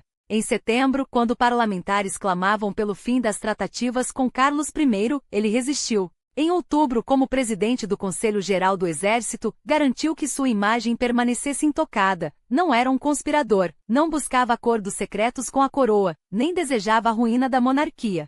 Seu objetivo, repetia, era limitar o poder real a um esqueleto cerimonial, um fantasma de autoridade que não ameaçasse a liberdade conquistada. Mas a paciência tem limites. Em novembro de 1647, o rei provou que não aprenderá nada. Fugiu de Hampton Court e, em segredo, tentou aliar-se aos escoceses para erguer um novo exército contra o parlamento. Recapturado e confinado no castelo de Carisbrooke, na ilha de Wight, Carlos I selou seu destino. Cromwell, que até então acreditara em alguma forma de reconciliação, compreendeu a verdade cruel. Aquele homem não cessaria enquanto respirasse. Em 3 de janeiro de 1648, quando o parlamento votou sobre novas negociações com a coroa, sua resposta foi um não retumbante. Não haveria mais diálogos. Não haveria mais concessões. E então veio a Segunda Guerra Civil. Os levantes realistas irromperam como chagas de um corpo que se recusava a morrer. Fairfax levou o exército a Gales do Sul, onde castelos e cidades fortificadas resistiam como espinhos na carne da República. Cromwell, implacável, seguiu em seu rastro. Em Pembroke, em maio de 1648, deparou-se com muralhas medievais que riam de sua artilharia, escadas curtas demais para o assalto, e uma guarnição realista que, em uma sortida ousada, ceifou 30 de seus homens. Mas a maré vira quando os canhões pesados, atrasados por tempestades no mar, finalmente chegaram. Sob um bombardeio devastador e com a ameaça de sede pairando sobre os sitiados, a rendição foi inevitável. Em 11 de julho, as portas se abriram. Enquanto isso, o filho de Carlos I, o príncipe de Gales, navegava das Províncias Unidas com uma frota realista, sonhando em reacender a guerra. Mas as revoltas no sudeste já eram cinzas. Cromwell, porém, sabia que a verdadeira ameaça vinha do norte. Os escoceses, os Ingars, traíram sua própria aliança com o parlamento e marchavam para restaurar o rei. Em Preston, de 14 a 17 de agosto, enfrentou Hamilton com um exército menor, 8.600 homens contra 18.000. Mas a disciplina do New Model Army, forjada no fogo da Primeira Guerra, era sua verdadeira vantagem. Enquanto os escoceses, espalhados por 50 milhas de estrada, sofriam com a falta de suprimentos, Cromwell atacou. Não esperou. Não hesitou. Esmagou as vanguardas antes que o grosso das tropas inimigas pudesse reagir. No dia seguinte, repetiu a manobra, desarticulando o que restava do exército escocês. Em Warrington, em 19 de agosto, a rendição foi um massacre disfarçado de vitória, 2.000 mortos, 9.000 prisioneiros. Os parlamentares perderam apenas 100 homens.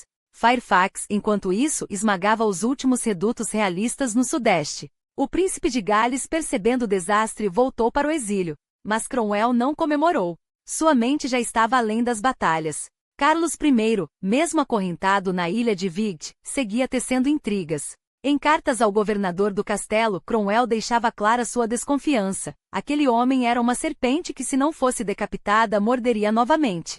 E o exército, agora unido na certeza de que o rei era irrecuperável, não mais toleraria meias medidas. Quando as negociações finais em Newport fracassaram, com o parlamento oferecendo ao rei termos generosos demais, incluindo a restauração de suas terras e concessões religiosas, a fúria puritana explodiu. Cromwell, de volta do norte após restaurar a ordem na Escócia, não precisou dizer muito. Seu genro, Henry Ireton, já redigia a remonstrância do exército, um documento que pela primeira vez, ousava colocar o rei acima da lei. Se um monarca traía seu povo, deveria responder por isso como qualquer outro homem. E se o parlamento, corrompido por simpatias realistas, não agisse? Então o exército, sim, o exército, teria não apenas o direito, mas o dever de intervir. A purga estava prestes a começar. O documento de Ireton não foi apenas endossado por Fairfax. foi a faísca que incendiou a paciência de homens já cansados de meias medidas. Quando o parlamento, em 2 de dezembro de 1648, recusou-se sequer a debater a remonstrância, a resposta não veio em palavras, mas em marchas. O New Model Army, aquele mesmo exército que havia esmagado as forças realistas em Naseby, agora avançava sobre Londres não como libertador, mas como juiz. As ruas ecoaram com o troar de botas e o rangido de armaduras, e ainda assim, os parlamentares, teimosos ou cegos, votaram para ignorar a advertência. Pior, insistiram em negociar com um rei que já provara, uma vez após outra, que sua palavra valia menos que o papel em que era escrita. A paciência tinha limites. E Henry Ireton, homem de ação mais que de discursos, sabia disso. Em 6 de dezembro, a ordem foi dada. Não por Cromwell, que conveniente ou estrategicamente alegaria depois desconhecer os planos, mas por Ireton e pelo coronel Thomas Pride, um veterano de batalha com mãos tão firmes para a espada quanto para a purga. Os portões do parlamento foram cercados. Um a um, os deputados realistas, os moderados hesitantemente leais à coroa, os corruptos que negociavam em segredo com Carlos, foram arrastados para fora de seus assentos. Alguns resistiram, outros imploraram. Nenhum foi poupado. Quando a poeira baixou, restava apenas um parlamento esquelético, reduzido a seus elementos mais radicais, homens que não tremiam ao pronunciar a palavra justiça, nem se curvavam ante o mito da realeza divina. A história chamaria aquele dia de purga de Pride, a posteridade de necessária cirurgia. Cromwell chegou a Londres no dia seguinte, não para condenar o ato mas para ratificá-lo. Sim, ele juraria mais tarde que não soubera dos planos de Ireton e Pride. Mas quando rompe parlamente aquele resto combalido porém determinado da antiga Assembleia, declarou-se poder supremo, capaz de legislar sem o consentimento dos lordes ou do rei. Quem esteve entre os primeiros a erguer a voz em apoio? Quem, senão o próprio Cromwell, ajudaria a tecer a rede legal que levaria Carlos I ao cadafalso? O julgamento começou em 20 de janeiro de 1649. Uma corte especial, a Alta Corte de Justiça, foi formada com 135 comissários. Entre eles Cromwell. O rei, quando levado perante seus acusadores, recusou-se a reconhecer a autoridade do tribunal. Não conheço esta corte, declarou com a arrogância de quem ainda se via ungido por Deus. Mas a lei, agora, não se curvava a coroas. Em 27 de janeiro, o veredicto foi unânime, culpado de alta traição contra o povo da Inglaterra. 3 dias depois, sob um céu cinzento de inverno, a lâmina do carrasco desceu sobre o pescoço de Carlos I. Um único golpe. Um silêncio. E então, o som de um corpo caindo no cadafalso de Whitehall. Entre os 59 que assinaram a sentença de morte, estava o nome de Oliver Cromwell. O crime de Carlos não fora apenas governar mal, fora ousar sonhar com o absolutismo. Na Europa do século XVII, reis como Luís XIV da França já proclamavam l'état semoy governando sem parlamentares, sem freios, como se seus reinos fossem extensões de suas vontades. A França dos Bourbons passaria 175 anos sem convocar os Estados Gerais. Mas a Inglaterra era outra terra. Desde a Magna Carta, imposta pelos barões em 1215, o poder real sempre encontrara limites. A luta dos anos 1640 não era nova, era apenas mais um capítulo na eterna disputa entre a coroa e a nação política. Só que desta vez o adversário não eram lordes rebeldes, mas o próprio parlamento. E foi isso, mais que espadas ou canhões, que selou o destino de Carlos. Com a monarquia decapitada e a Câmara dos Lordes dissolvida, restava apenas uma Câmara, o Rump, e dela surgiu não um novo rei, mas um Conselho de Estado, um governo executivo onde Cromwell, como primeiro presidente, declararia a Inglaterra uma república. O termo escolhido, Commonwealth, não era acidental. Vinha dos escritos renascentistas, evocando a ideia de um bem comum, uma roda que girava não para um homem, mas para todos. Pela primeira vez, um reino europeu ousava cortar a cabeça do rei e proclamar que a soberania pertencia ao povo, não a um trono. Mas a república não nasceu em berço de paz. Enquanto Londres comemorava, ou se horrorizava, o exército fermentava. Os Levelers puritanos radicais pregavam uma sociedade sem hierarquias, onde a terra fosse compartilhada e os títulos de nobreza abolidos. Era uma ideia perigosa, tão perigosa que 2 séculos depois, inspiraria revoluções muito mais sangrentas. Cromwell, que conhecia o valor da disciplina, esmagou a rebelião sem piedade. A guerra não terminara com a morte de Carlos. Pelo contrário, em 1649, as chamas se alastraram para a Irlanda. Lá, desde 1641, Os católicos irlandeses lutavam para expulsar os protestantes ingleses e restaurar o domínio papal sobre a ilha. Dublin resistira, mas grande parte do interior, Kilkenny, Connacht, Minster, caíra nas mãos da Confederação Católica, que sonhava com uma Irlanda livre do jugo inglês. Para Cromwell, a rebelião irlandesa não era apenas uma questão de lealdade, era uma guerra santa. Os papistas de além-mar, como ele os chamava, haviam se aliado a Carlos, trazido mercenários estrangeiros e, pior, desafiado a autoridade de um parlamento puritano. Com a execução do rei, as cidades realistas na Irlanda declararam sua lealdade ao novo governo em Londres, mas outras como Drogheda permaneceram rebeldes. Em agosto de 1649, Cromwell desembarcou na costa leste com um exército de 12.000 homens. Seu objetivo era claro: esmagar a resistência, tomar as cidades muradas e garantir que nenhuma faca irlandesa voltasse a ameaçar a Inglaterra. Drogheda, a apenas 50 quilômetros de Dublin, era a primeira do caminho. Quando as tropas cercaram a cidade em setembro, Cromwell seguiu as regras da guerra. Ofereceu termos, rendição, e as vidas seriam poupadas. A guarnição recusou. O cerco começou. E então as muralhas de Drogheda aprenderiam o significado da palavra fúria. A noite de 11 de setembro de 1649 seria gravada a fogo na memória irlandesa. Cromwell não esperou. Ordenou um ataque coordenado simultâneo, como as garras de uma bestia cerrando-se sobre sua presa. As muralhas de Drogheda, antes orgulhosas, ruíram sob o peso da artilharia e da determinação puritana. Em questão de horas, o New Model Army jorrou pelas brechas como uma enxurrada de aço e pólvora. E então o inferno desceu sobre a cidade. O que se seguiu não foi batalha, foi carnificina. Durante 24 horas ininterruptas, Drogheda transformou-se em um matadouro humano. Cerca de 3.500 corpos empilharam-se nas ruas, nos pátios, nas igrejas. Desses, 2.800 eram soldados, homens que haviam jurado defender a cidade até a morte. Mas os outros 700, civis, mulheres, crianças, idosos, padres, todos ceifados pela lâmina de uma vingança que não distinguia entre combatentes e inocentes. E isso não seria um incidente isolado. Um mês depois, em Wexford, a história se repetiria com igual brutalidade. Milhares mais tombariam, muitos deles desarmados, enquanto o chão da Irlanda bebia o sangue de seus filhos. Esses massacres não foram meros excessos da guerra. Tornaram-se o selo negro da campanha de Cromwell na Irlanda, uma mancha que jamais seria apagada da história. Desde o século XVII, eles definem o legado do Lorde Protector, não como um estrategista brilhante, mas como um carrasco implacável. E aqui reside a cruel ironia, porque tecnicamente, Cromwell não violou as regras da guerra de sua época. Ao menos não inteiramente. Quando uma guarnição recusava a rendição, como fizeram Drogheda e Wexford, o costume permitia que nenhuma clemência fosse concedida aos soldados. E foi exatamente isso que ele ordenou: nenhum quarto para os que empunhavam armas. Os 75% a 80% dos mortos eram combatentes, e isso, nos códigos sangrentos do século XVII, era permitido. Mas e os outros 20%? Os civis degolados em suas casas, as mulheres estupradas antes de serem executadas, os padres enforcados nos altares de suas próprias igrejas? Aí a história se torna mais sombria, e a culpa de Cromwell mais pesada. Não há evidências de que ele tenha ordenado esses crimes, mas também não há registro de que os tenha impedido.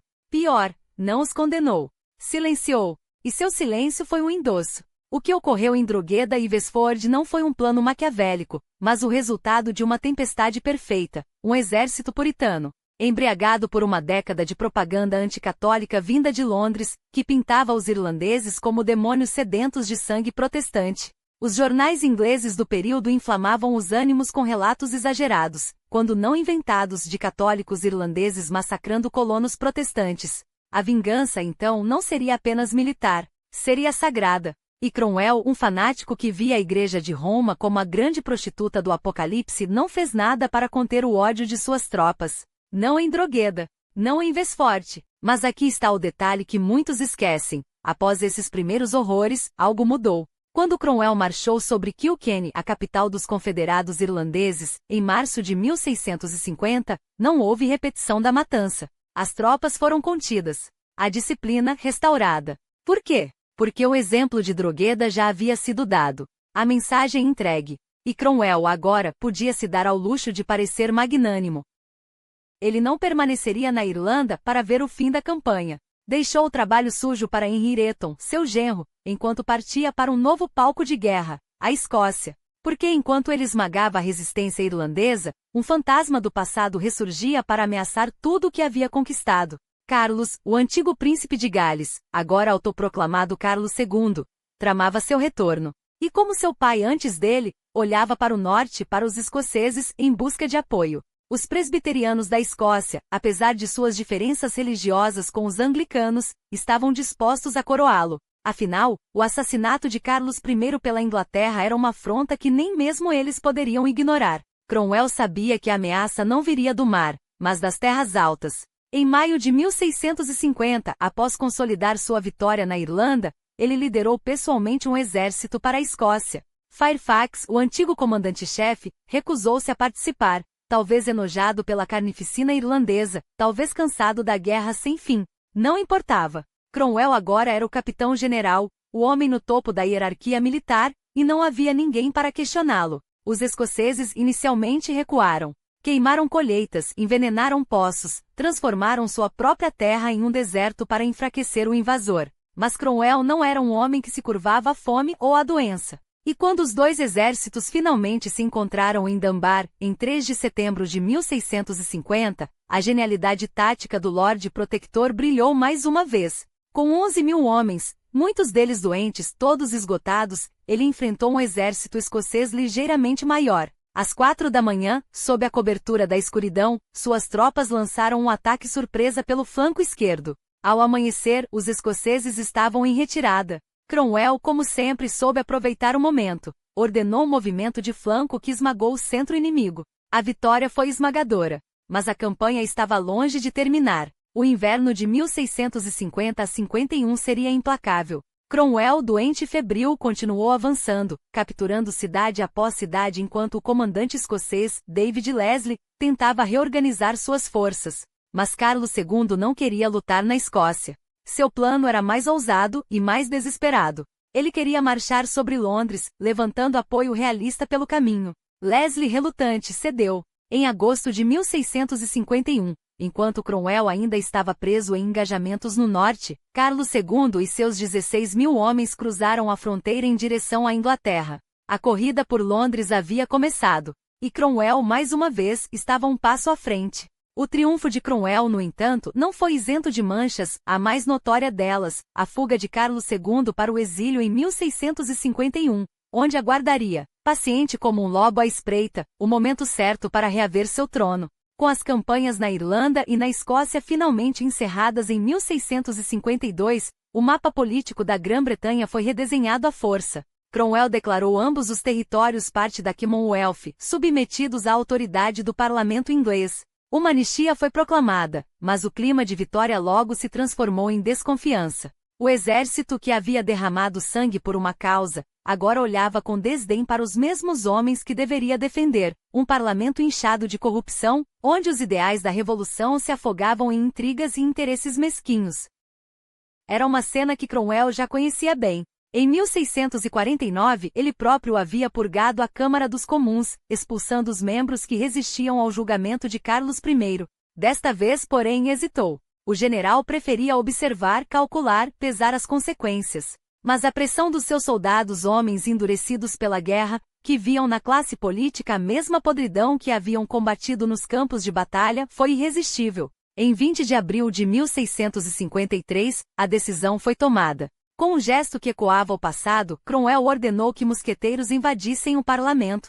Os acusados de corrupção foram arrastados para fora, seus assentos ocupados por um punhado de puritanos intransigentes, homens que juravam lealdade não a um rei, mas a Deus. Nasceu assim o Parlamento dos Santos, ou, como o povo logo o apelidou com ironia, o Parlamento dos Ossos Pelados. A experiência deveria ser o ápice da República, um governo de homens puros, livres da ganância e das ambições terrenas. Mas a utopia durou apenas 6 meses. As divisões internas, os debates teológicos intermináveis e o medo de que o radicalismo desestabilizasse um país ainda fraturado levaram ao colapso. O experimento se autodestruiu, provando que nem mesmo a fé mais fervorosa podia substituir a arte de governar. E Cromwell, que havia visto impérios desmoronar e exércitos se desintegrar, compreendeu uma verdade amarga: a revolução não bastava. Era preciso reconstruir. Foi nesse vácuo de poder, em 16 de dezembro de 1653, que os líderes militares e civis se voltaram para o único homem capaz de segurar as rédeas de uma nação à beira do caos. Cromwell foi convidado, ou melhor dizendo, convocado, a assumir o título de Lorde Protector da Inglaterra, Escócia e Irlanda. Ele resistiu, a princípio. Já havia recusado a coroa que lhe ofereceram antes, temendo que o símbolo da tirania que havia ajudado a destruir agora o corrompesse. Mas as alternativas estavam esgotadas. O parlamento, quando não era corrupto, era ineficaz. A república, um sonho que se desvanecia em disputas. E assim, com relutância calculada, aceitou. Não como um rei, mas como um guardião, um homem que sob a Instrument of Government, governaria com um Conselho de Estado e um parlamento convocado a cada 3 anos. O que se seguiu foi uma das administrações mais paradoxais da história britânica. Cromwell, o puritano intransigente, surpreendeu ao estender a mão onde menos se esperava. A Igreja puritana foi estabelecida, mas ao lado dela floresceu uma tolerância religiosa sem precedentes. 4 séculos depois da expulsão dos judeus pela coroa medieval, ele os recebeu de volta, abrindo as portas de um país que os havia rejeitado. As leis foram reformadas, juízes corruptos substituídos e a educação. Essa arma silenciosa contra a ignorância foi democratizada. Escolas de gramática e instituições gratuitas surgiram por toda a Inglaterra, acessíveis a uma classe média em ascensão. Enquanto isso, como chanceler de Oxford, Cromwell supervisionou o florescimento do conhecimento e, em 1657, com um gesto visionário, assinou a criação da Universidade de Durham, a terceira do país, levando a luz do saber ao norte distante. Mas o homem por trás do título era uma contradição ambulante. Em público, um líder implacável. Em privado, um marido devoto e um pai abalado pelas tragédias. Ele e Elizabeth tiveram 9 filhos, mas a morte os visitou com crueldade incomum. 2 dos filhos mais velhos, Robert e Oliver Jr., foram levados por doenças, este último, vítima da varíola, depois de já ter vestido o uniforme do exército parlamentar. Essas perdas, somadas à sua fé puritana austera e a uma melancolia que o perseguia desde a juventude, moldaram seu caráter, severo, muitas vezes sombrio, mas nunca indiferente. Aqueles que o conheciam de perto falavam de sua lealdade inquebrantável à família. Aqueles que o enfrentavam no campo político ou militar conheciam sua ira quando contrariado. Não era raro ver Cromwell dissolver o parlamento com um gesto de desdém quando as discussões se arrastavam, ou impor sua vontade com uma autoridade que lembrava, ironicamente, o absolutismo dos reis que havia decapitado. E, no entanto, era impossível negar sua eficácia. Como Lorde Protector, ele governou com uma mistura de pragmatismo e visão que poucos de seus contemporâneos possuíam. Mas os desafios eram monumentais. A década de 1640 havia aberto as comportas para um dilúvio de seitas e crenças radicais, cada uma clamando por sua versão da verdade divina. Alguns, como os quakers, eram excêntricos, mas inofensivos, reuniam-se em silêncio, rejeitavam rituais e hierarquias, e apesar do desprezo puritano, Cromwell os deixou em paz. Seu líder George Fox e seguidores como William Penn, que mais tarde fundaria a Pensilvânia como refúgio para dissidentes, prosperaram sob essa tolerância relutante. Outros grupos, porém, eram muito mais perigosos. Os quintomonarquistas, obcecados com profecias apocalípticas do livro de Daniel, pregavam que o fim dos tempos estava próximo e que só eles detinham a chave para a salvação. Adventistas e batistas radicais foram reprimidos quando suas pregações ameaçaram a ordem. A linha entre heresia e sedição era tênue, e Cromwell, que havia derrubado um rei em nome da liberdade, agora se via obrigado a conter aqueles que, em nome dessa mesma liberdade, ameaçavam mergulhar o país de volta no caos. Mas nenhum desafio era tão espinhoso quanto a Irlanda. A ilha, conquistada a sangue e fogo, ainda fervilhava de ressentimento. A maioria católica, sejam os gaélicos nativos ou os Old English, descendentes dos normandos que há séculos resistiam à reforma, havia se rebelado na década de 1640 e pago um preço terrível. Agora, o regime cromwelliano determinou uma solução drástica, a confiscar terras em massa distribuindo-as a colonos protestantes leais. Era uma política dupla, garantir a fidelidade da ilha e saldar dívidas antigas. Afinal, a guerra civil havia sido bancada, em grande parte, pelos mercadores de Londres, que agora exigiam seu retorno. Mas a conta seria paga com o futuro da Irlanda, um futuro marcado por divisões que perdurariam por séculos. Era uma dívida de sangue e ouro, mascarada sob o manto da estratégia militar. Em 1642, os mercadores de Londres haviam financiado a guerra com a promessa de que, uma vez vencida a Irlanda, receberiam terras como pagamento. Mas a verdade era muito mais cínica. O exército levantado com aquele dinheiro nunca pisou em solo irlandês. Em vez disso, foi desviado para Edgehill, onde a guerra civil inglesa se decidia. Ainda assim, os credores não esqueceram sua parte do acordo. Uma década depois, com Cromwell no poder, eles cobrariam, não em moedas, mas em quilômetros de terra irlandesa, arrebatados de quem os ocupava há gerações. A situação se agravou quando o Lorde Protector se viu diante de outra dívida impagável. Os soldados do New Model Army, a máquina de guerra que havia esmagado monarquistas e rebeldes, agora exigiam seu soldo. Mas o tesouro estava vazio. A solução?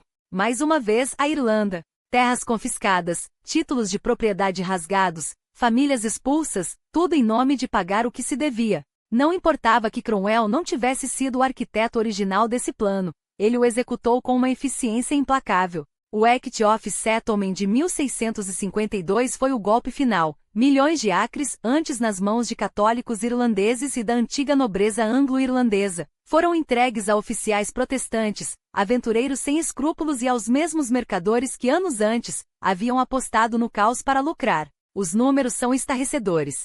Em 1640, apesar de séculos de colonizações forçadas em Minster e Ulster, os irlandeses nativos e os Old English ainda detinham mais de 60% das terras. Uma década depois, restava-lhes menos de 20%. Quase metade da Irlanda havia mudado de mãos, um dos maiores roubos territoriais da história moderna, disfarçado de recompensa por serviços prestados. Aqueles que conseguiram manter algum pedaço de terra foram empurrados para o oeste, confinados em 5 condados de solo pobre e clima hostil, como se a própria geografia fosse castigá-los por sua fé e sua resistência. Cromwell não inventou a expoliação da Irlanda, ela era uma política antiga, refinada por reis e rainhas desde os Tudor. Mas foi sob seu governo que ela atingiu uma escala sem precedentes, com consequências que ecoariam por séculos. Enquanto isso, do outro lado do mar, em Londres, o Lorde Protector convocava seu primeiro parlamento em setembro de 1655, apresentando-se como o homem que trouxera a ordem ao caos. Afinal, não eram suas leis e suas recompensas que haviam pacificado a Irlanda e mantido os realistas à distância? Mas a fachada rachava. Os republicanos puros, aqueles que sonhavam com uma Inglaterra livre de reis e de ditadores, questionavam a legitimidade de seu governo.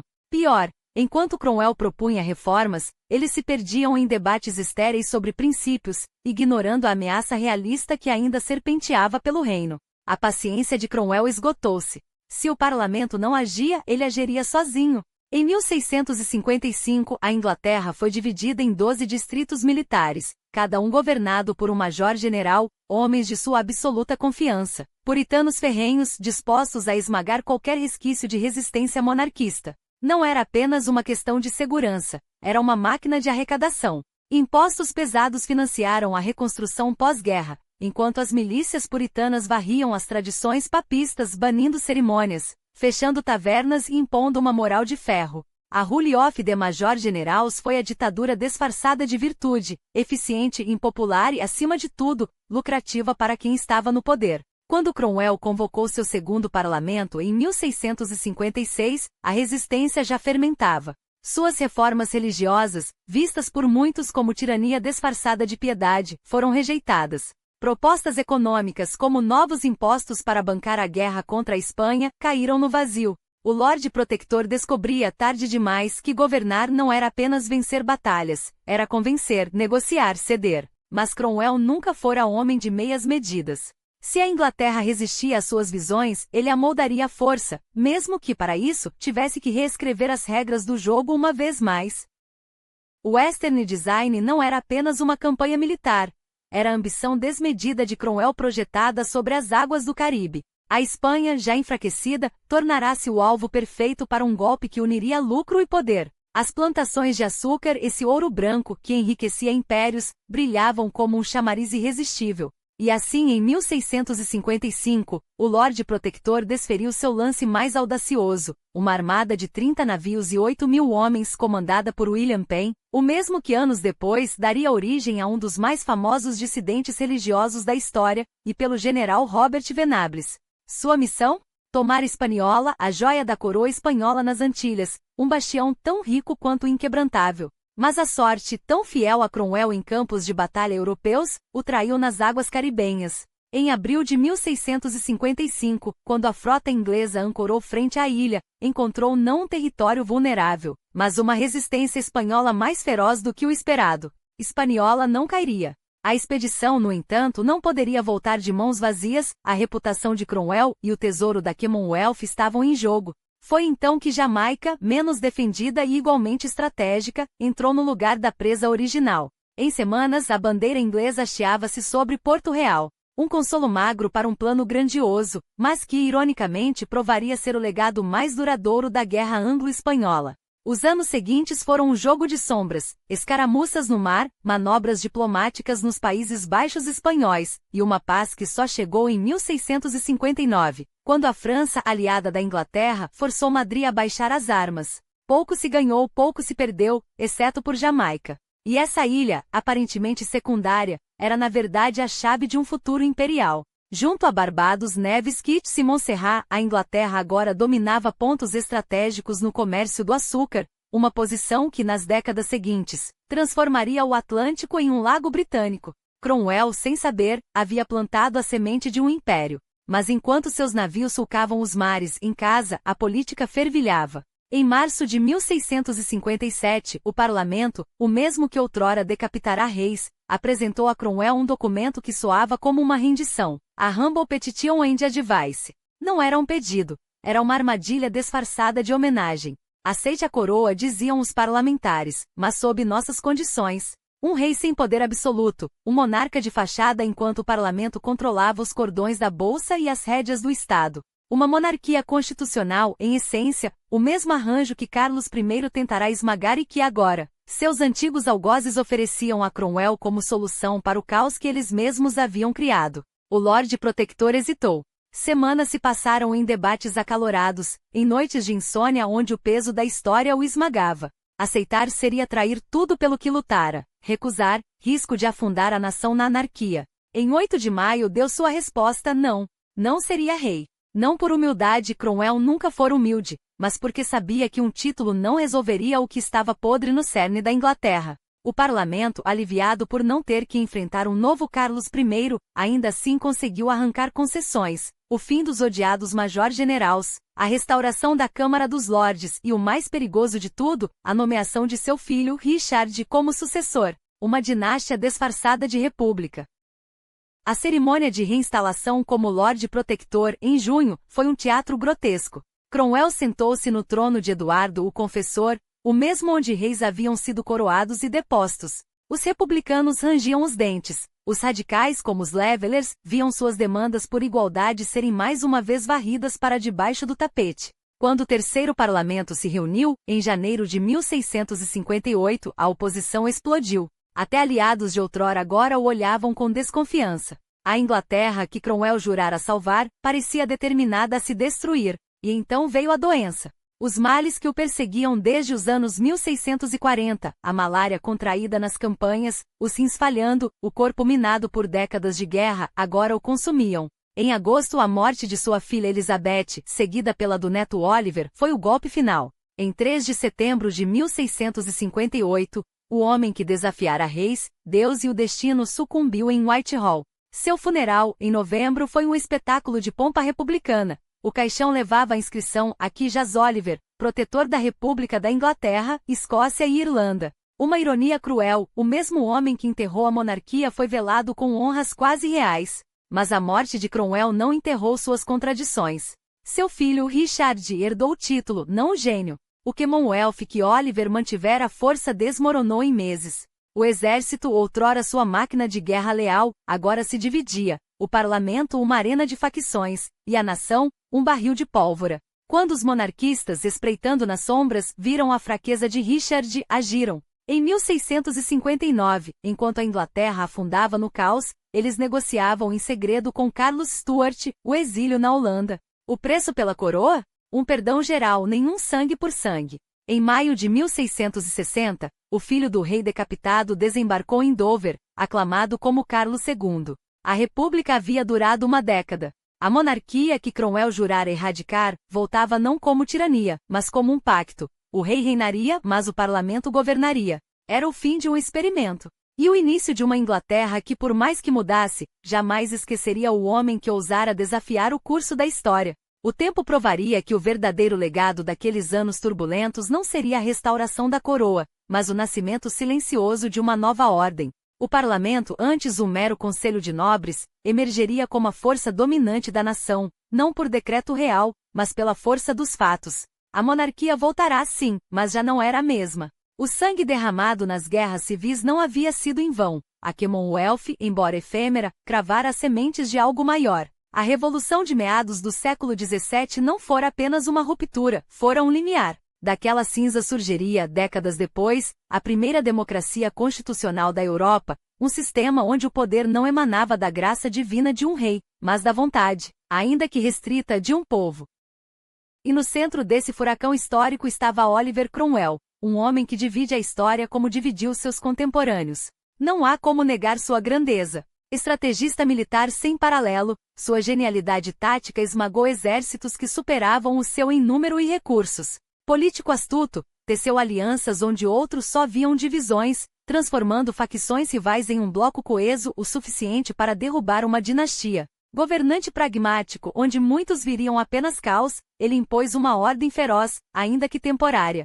E o mais surpreendente? Tudo isso vindo de um homem que na década de 1630, não passaria de um pequeno proprietário de terras em Huntingdon, um nome desconhecido nas ruas de Londres. Enquanto os holofotes da Guerra Civil brilhavam sobre figuras como John Pym, os condes de Manchester e Essex ou até mesmo seu próprio genro, Henry Ireton, Cromwell aguardava nas sombras. Só quando o conflito atingiu seu clímax, quando a causa parlamentarista ameaçou desmoronar sob o peso de suas próprias contradições, é que ele emergiu. E quando fez, não foi para se coroar, mas para recusar a coroa. Aí reside seu primeiro paradoxo. O homem que desmantelou a monarquia absoluta poderia ter se tornado rei. Recusou. Preferiu o título de Lorde Protector, um gesto que, para seus apoiadores, foi a prova definitiva de sua integridade. Um líder que colocava o bem público acima da ambição pessoal. Mas é aqui que a narrativa se turva. Porque o mesmo Cromwell que rejeitou a pompa real foi o general que arrasou Drogheda e Wexford em 1649, onde milhares, soldados e civis, foram massacrados em nome da pacificação.